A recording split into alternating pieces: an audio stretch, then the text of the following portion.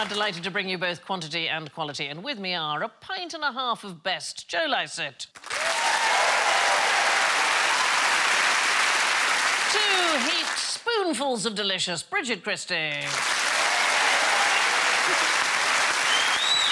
6 yards of finest, James Acaster. And a shed load of Alan Davis with bells on.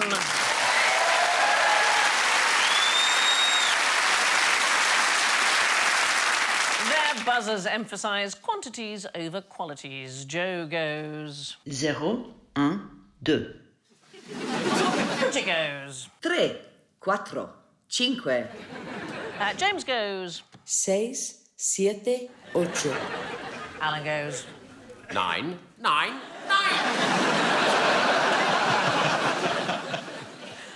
Right, QI are thinking of starting a high-quality airline, but we don't have the quantity of money required. What cost-saving measures could we take? How much are trains? Say you still wanted to go in the airline business. How much would it cost to put wings on a train? There are driverless trains, perhaps don't have pilots or stewards. Gliders. Right, why? No fuel costs. Well, it is fuel that we want to save. We want to help the environment, you want to save money and so on. So here's an extraordinary thing. No passengers. Well, you want the passengers... Or luggage. You want the passengers to be as light as possible. Skinny people with no bags. Are you allowed to advertise that? Yes. In 2013, Samoa Air were the very first airline to charge passengers according to their own weight. Yeah, they did it. Yeah, they had to pay 1 Samoan thalas, that's roughly sort of 29, 30p, for every kilo that they and their luggage weighed. Wow. But the actual plane, you can save money on the actual plane. I know it sounds very strange, but white planes are more efficient than dark planes. What? Lighter paint is literally lighter. Dark paint on an aeroplane can add the equivalent weight of 8 passengers. You look, James, as though you don't believe me. Well, it does sound like a lie. Why might dark paint be heavier, do you think? Because it's evil.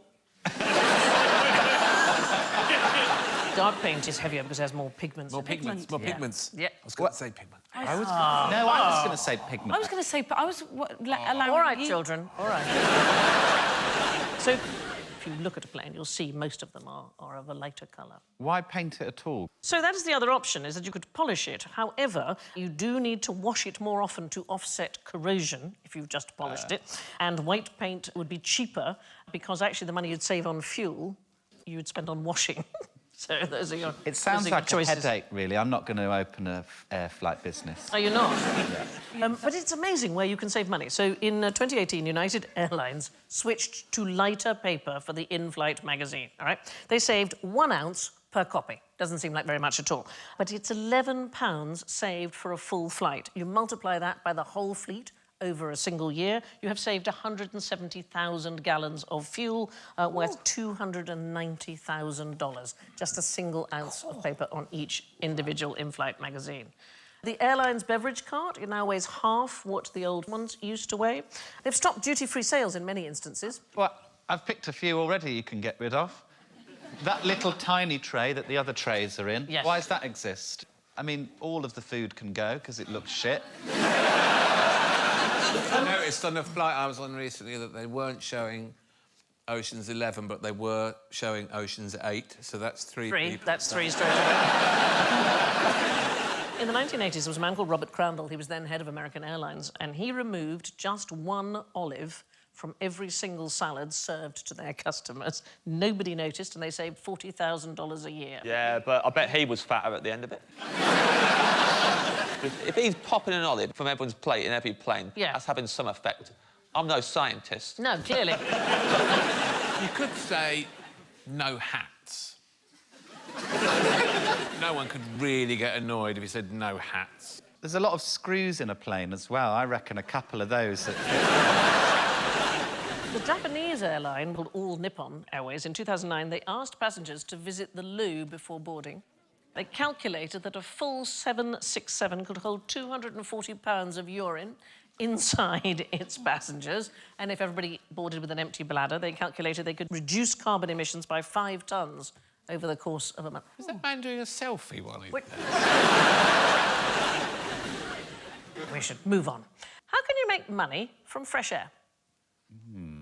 Catch it in the net. Separate it into its component parts and then sell those. You don't need to. You can just sell fresh air. So, in 2015, there was a man called Moses Lamb. He lived in Edmonton, Canada, and as a joke, he sold a bag, there he is, a bag of fresh Canadian air on eBay for 99 cents.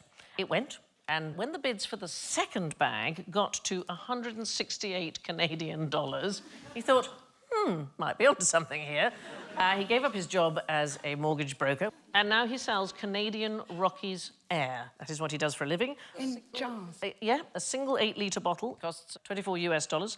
His company, Vitality, has sold over 200,000 units, often to countries with very low air quality, so he sells them to China and India and South Korea and so on. And if Canadian air sounds pricey, you could have Swiss mountain air. That's only £17, roughly, a can. How can you prove that it's from there? Well, you just have to believe, Bridget. You can buy some good old British air if you prefer. You don't want to buy air from abroad. You can buy air from Yorkshire, from Wiltshire, from Wales. There's a company called Ether. The company's founder, Leo de Watts, he has coined the term air farming. There he is. He looks exactly like I thought he would. It's completely pure air. It is actually collected in Somerset or wherever he happens to be. It's just scooped up and sealed. It's just a lot of money for a jar, isn't it, really? Which country do you think has the best air quality in the world? Britain.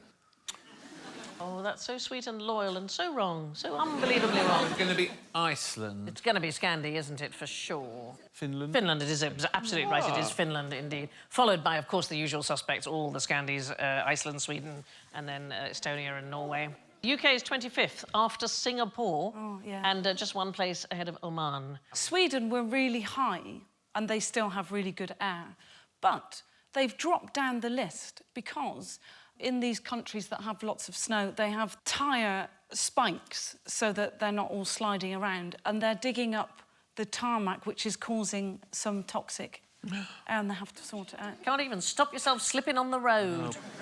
Unbelievable. Worst quality air in the world. Anybody have a guess? I went to Delhi and the air was black. Yeah, it's Kanpur in Uttar Pradesh. Is it? Nicknamed the Manchester of India. Worst place for pollution in London? The North Circular. It's actually the Underground.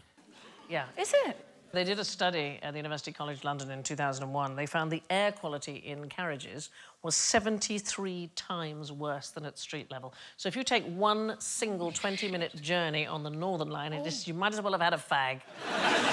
It's the iron oxide particles caused by the grinding of the wheels and the rails as the trains brake. So it is about the most dangerous place, in fact, to breathe in the whole of London. It's upset everybody in the room. Half these people came on the Northern Line. Well, we're lucky if they get through the evening. Now, why might it be a bad idea to remove all the dead wood from the Houses of Parliament? So many answers, so little time. Is it something to do with the gunpowder? Yes, plot I think or the gunpowder plot. I'm with Bridget. No. No, it's nothing to do with that. It's later than the gunpowder plot. Later. Well, we are talking about 1834. Up until 1826, the Palace of Westminster kept all its financial records on something called tally sticks. So you had a stick and you split it in two when you issued a debt, and when the payment was made, the two sticks were tied back together again. Wow. But eventually, of course, paper records superseded the need for these, and now they'd got a lot of old wood, so they decided to get rid of it. The obvious idea was to burn it. So on the 16th of October, 1834, the clerk of the works, who's in various records called Mr. Wibbly or Mr. Woobley, he ordered 2 cartloads of these tally sticks to be Mr. burnt. Wibbly Wobbly? Mr. Wobbly Wobbly, yes. Mr. Wibbly Wobbly, get rid of the sticks. Don't work with them, Mr. Wibbly Wobbly. Rid of the sticks, you want? It was just like that. Like Christopher Butterslip. Yes. I've got a character act called Christopher Butterslip. He drops everything, doesn't he, Christopher Butterslip? Yes, he's got very slippery fingers, and his cat... His catchphrase is, whoopsie plops! What's his job, Christopher Butterslip? Oh, he's an auctioneer. That's fantastic. This Ming vase. Yeah. So Mr. Wibbly Wobbly decided to burn 2 cartloads of these tally sticks in the basement staves at the Palace of Westminster, and the resulting fire burnt down both the House of Lords and the House of Commons. What an idiot, Mr. Wibbly Wobbly. Didn't feel good about it. He should have known. Yeah. What have I done? Who did you entrust this job to? Now, don't get angry. It better not have been Mr. Wibbly Wobbly. So the chimneys had not been properly maintained. In those days, we're still talking about children going up chimneys, and they had cut footholds into them. There was a lot of residue, and the copper linings of the chimneys actually caught fire, and it spread eventually to the entire wooden interior of Parliament, and there was no fire brigade at the time. So everything was run by the insurance company. It took 5 hours for the fire boat to get to the House of Parliament because the tide was wrong. It was the largest fire since 1666. Turner painted several canvases of the disaster, and Constable, too, sketched it sitting in a handsome cab on Westminster Bridge. Did they have to rebuild the whole shebang? Yes, that's when we get the designs that we have today with Charles Barry and Pugin. Big Ben and everything? Big Ben and everything, yeah. So Wow. well, apart from Westminster Hall was saved, so parts of it are 1,000 years old or more, and it only was saved because the wind changed. And so I know. So here's a supplementary question. How did the fire, the one at the Houses of Parliament, affect the length and breadth of Trafalgar Square? Oh. It hadn't been built yet. That's That's a good answer. Even if that's wrong, that's a good answer. Yeah. I like it. So, apart from the tally sticks and all the stuff in Parliament that was destroyed, the very objects which defined the imperial standards of measurement were lost. So it meant that you had no way of ultimately deciding the length of something, yes? There's a bronze plaque of all the weights and measures in Trafalgar Square. You get an extra point. There is indeed such a plaque, and you can see it today.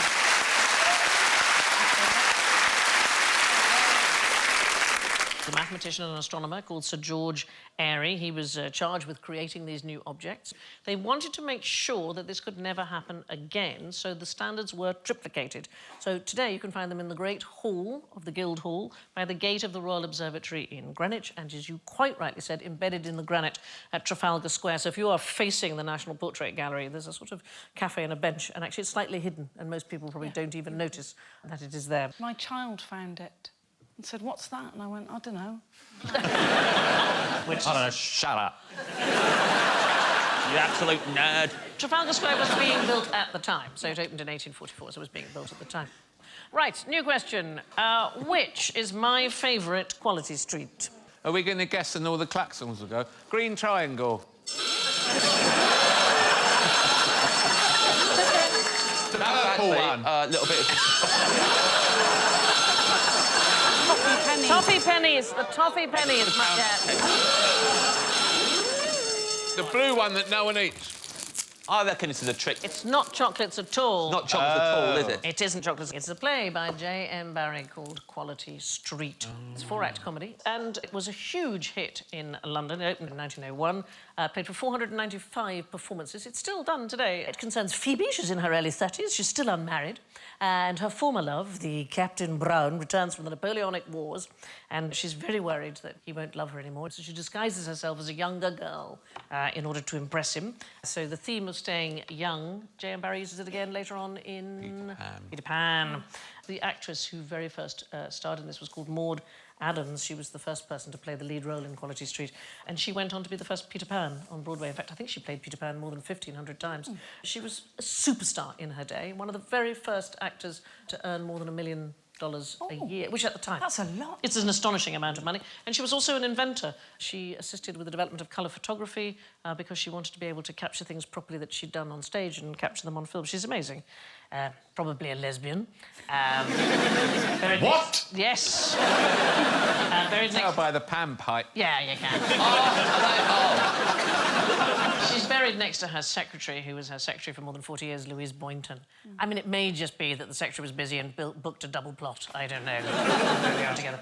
There are 4 streets in the UK called Quality Street. There's one in Merstham, so named when the two original stars of the West End production of Quality Street moved there, and all the other three are in Scotland. And as far as we've been able to work out, there are no shops on any street called Quality Street which sell Quality Street chocolates. But the chocolate selection is named after the play. Oh. John and Violet Mackintosh, who invented this new style of toffee in 1936, used the characters from the play on the packaging. It's an arrogant advert, isn't it? I am John Mackintosh, the Toffee King. You should do a character of a toffee king. Yeah. I should, shouldn't Exactly like A little that. toffee hammer. Yes. Can you still get that? Oh, you must toffee be with a able to hammer? get a toffee hammer still. I want more sweet. I want a fudge hammer. Why would you have a fudge hammer? That would just make a big dent. Quite satisfying to hit some fudge with a hammer. Maybe more satisfying than the toffee. Which did a survey in 2018, and they found that chocolate selections always have fewer of the ones that people actually like. So they asked about 1,000 people to name their favourite. The two most popular Quality Street chocolates are the purple ones and the green triangles, and these should appear, by preference, 11 times in the box, and they actually appear just 5 to 6 times. Oh. And it's the same with Heroes, Whispers, Twirls. No wonder this country's the way it is. The most uninspiring country in the world. Okay. Just the green one, please. The green triangle that doesn't really taste of anything. Do you not have favourites? I'll hit the toffee finger, I'll hit the caramel. Those They're ones the are same. delicious. They are not the same, that's racist.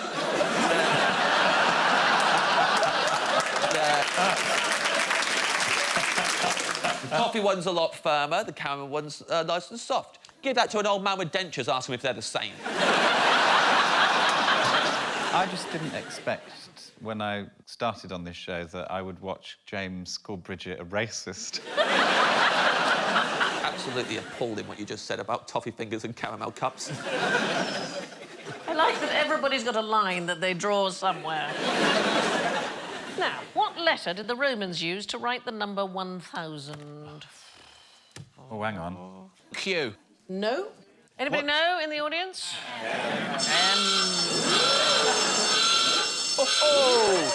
Ha, idiots. So M not used to mean 1,000 until the Middle Ages. Not used by the Romans at all. The Middle Ages called at the time.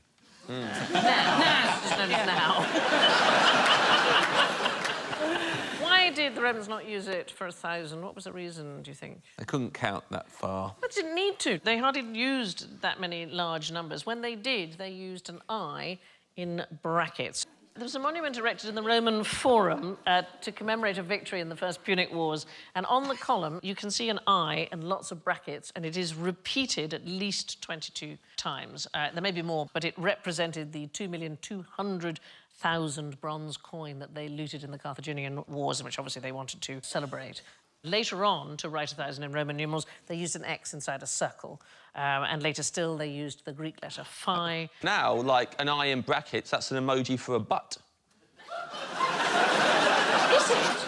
Yeah, you bracket, line, bracket. Why would you send that? Spice up some dying relationship. I've just done it on a picture here so I can see. Yeah. It doesn't look like a bottom to me. Then eventually they had the 8 on its side, which has evolved into our symbol for infinity. And finally, the M was adopted in the Middle Ages, probably from the Latin mille for 1,000. So we learn at school to write the number 9 as IX. The audience get that one. There's a point for the audience for that one. But also that rules comes from the Middle Ages, I'm afraid. So the Romans used a mixture of contractions. So they might put one X like this, but they might also put V and 4 I's like that. And you still see it on clock faces and watches. And actually, I think it's rather beautiful. Can you see there the 4 I's for the number 4? And I think it's rather beautiful because if you use the 4 I's like that, so the first 4 numbers, 1, 2, 3, 4, all have those beautiful I's in them. The next 4 are the only ones with V's in it, and the next 4 are the only ones with X's in it. So actually, to look at it, it's rather beautiful. Big Ben actually breaks this convention. The 4 is I and V. Now, what is the biggest thing you could buy with a quid? Is it a whale?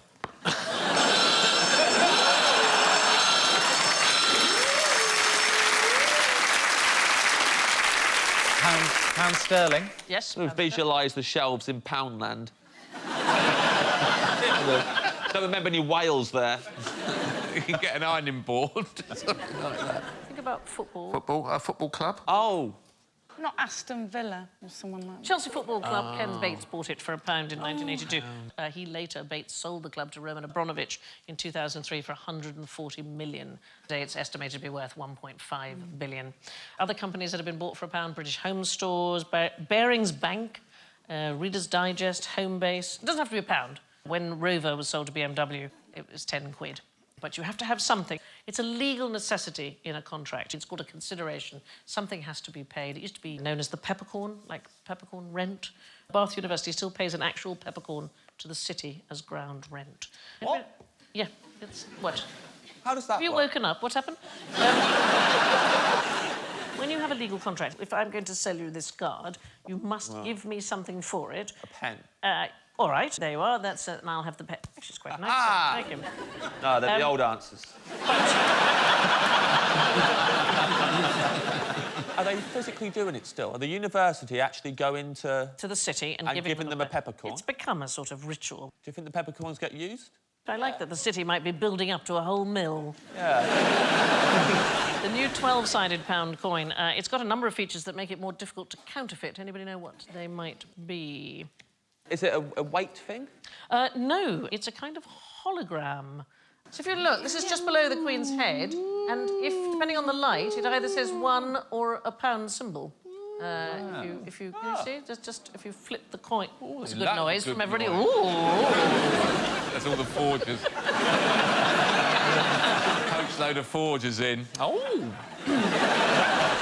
Now it's time to pound our guests into submission with the coin toss that we call general ignorance. Fingers on buzzers, please. Oh. What are skid marks made from? Zéro. Poo. It's good to get it out of the way, isn't it? Tyres. Rubber.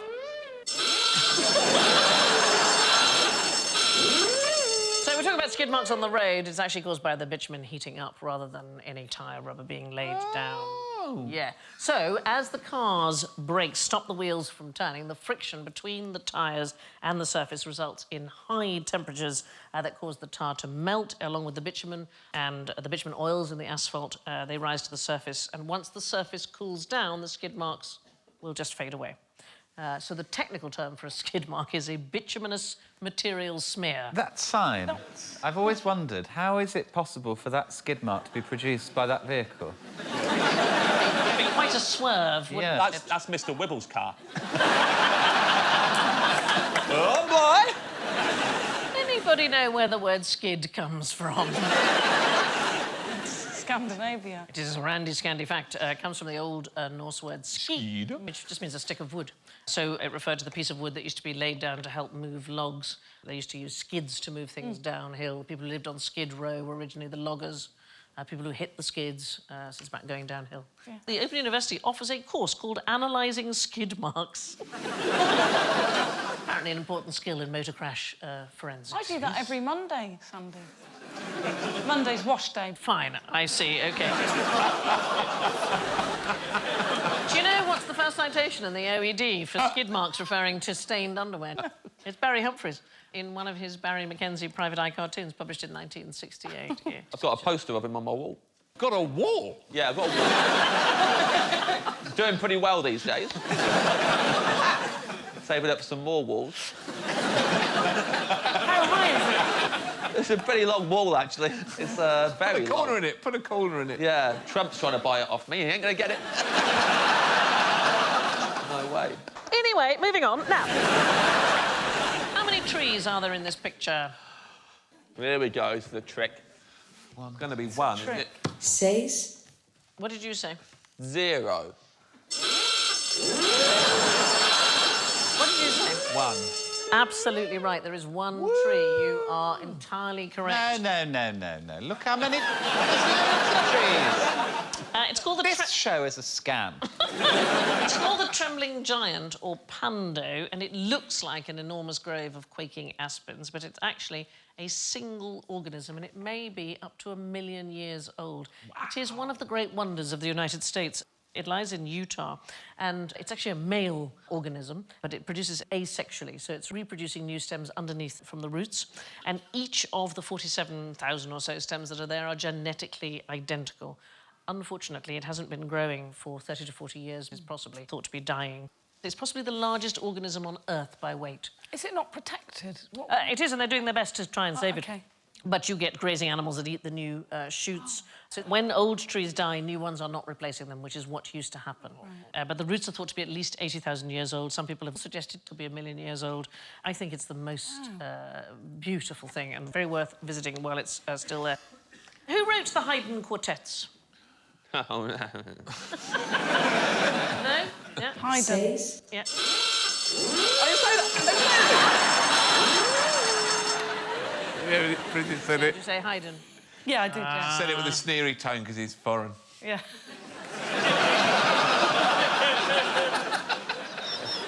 No, it was dedicated to Haydn, written by Mozart. I was going to say Ed Sheeran. So Haydn was kind of a mentor for Mozart. Haydn didn't actually invent the quartet, but when he was about 18, he was asked by a man called Baron Fürnberg to come up with something that 4 amateurs could play at home. That's how string quartets began. What type of tool is used to make jigsaw puzzles? A jigsaw. Get it over with, Bridget. So today, jigsaws are actually made with lasers or rolling presses, but when jigsaw puzzles were first introduced, they were obviously made with a... Fudge hammer. Jigsaw. No, not made with a jigsaw at all. They've never been made with a jigsaw. The jigsaw was not invented until the 1850s, and the first puzzle we would recognise as a jigsaw was 1762. But even then, it was made with a fret saw. Why was it called a jigsaw? The term first came from a London engraver called John Spilsbury, but they were actually called dissected puzzles to begin with. He made a map on wood and cut out around the countries, and it was to give children the opportunity to learn all the different countries. My favourite thing, I love this fact, a jigsaw puzzle manufacturer typically uses the same cutting pattern for lots of different puzzles. So if you buy 2 puzzles of the same size from the same manufacturer with 2 different pictures, you can mix and match and still make a puzzle. And there's an art professor called Mel Andringa who uses this to make extraordinary puzzle montages. Have a look at this picture. Oh, wow. Isn't that great? I'd frame that. You'd frame I'd frame it and put it on my wall. I think it's fantastic. The jigsaw puzzle was invented before the jigsaw, which brings us to the puzzling matter of the scores. In last place, my goodness, it's a very good, with minus 42, it's Alan. Next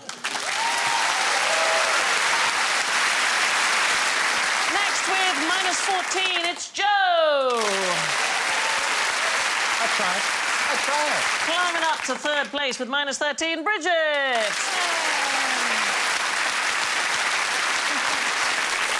In 2nd place with minus 12 is James.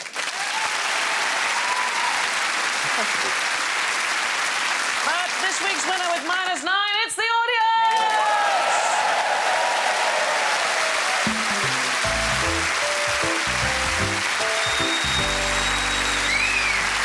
Thanks to our guests, James, Joe, Bridget and Alan. I leave you with this quality quotation from the American columnist and author Alice Kahn.